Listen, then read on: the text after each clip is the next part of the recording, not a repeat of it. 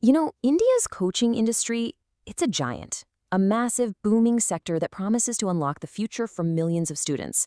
But here's the thing, its incredible growth isn't really a success story.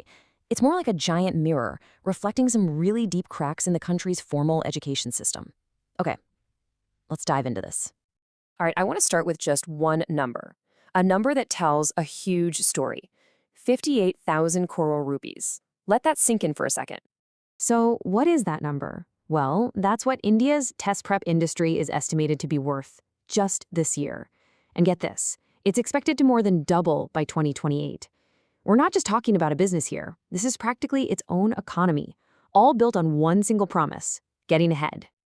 Okay, so this all brings us to the big question, right? Why has this parallel system of education become this absolute necessity for millions of families? And you'll see the answer isn't really about the coaching centers themselves. It's about the schools they're supposed to be supporting. All right, first up, let's look at those cracks in the foundation. I'm talking about the formal school system. You see, this whole dependency on coaching, it didn't just happen by accident. It's a direct result of some really deep-rooted problems in our schools. Everything from a major shortage of teachers to a culture that often just values memorizing stuff over really understanding it, all topped off by this ferocious competition for a handful of university seats. Let's just take teacher shortages, for example. This stat from Jharkhand, it's just staggering.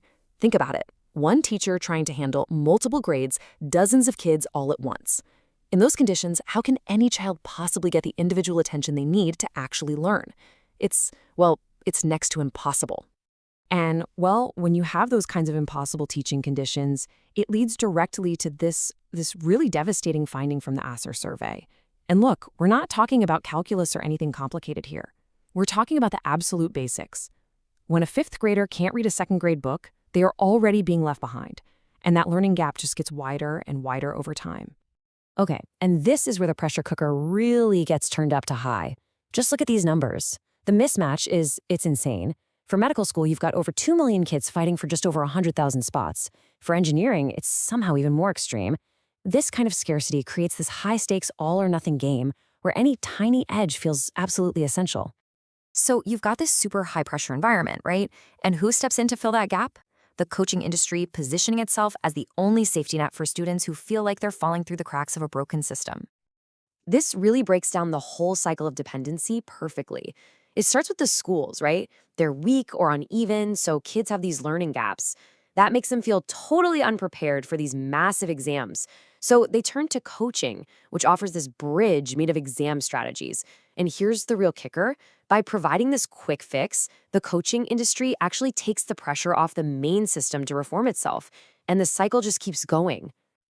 So yeah, the role of the coaching industry becomes crystal clear, doesn't it? It's not just about teaching math or physics. It's about making up for what's missing. It drills students on exam patterns, gives them endless mock tests, and provides the kind of focused attention that one teacher in a massive classroom just can't.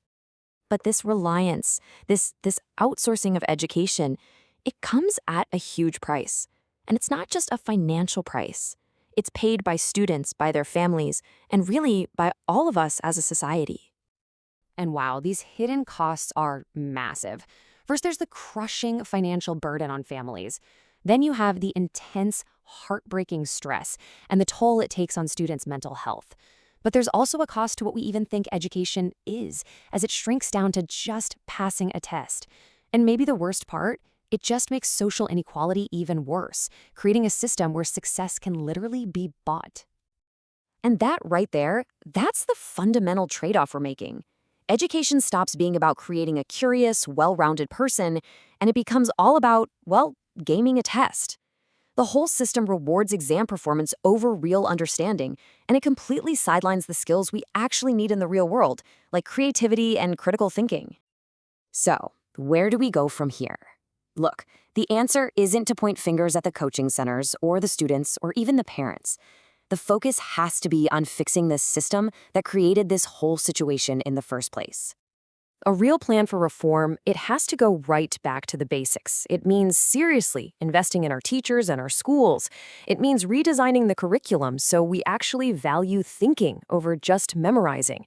And, actually expanding opportunities in higher ed. So it's not this crazy zero-sum game.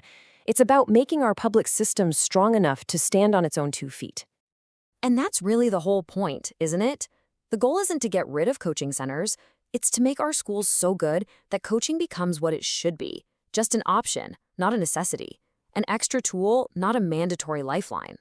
Which, at the end of the day, leaves us with one big question. What is education really for? Is the goal just to make our kids exam ready, or is it to make them life ready? The answer to that question is going to define the future for millions and millions of students.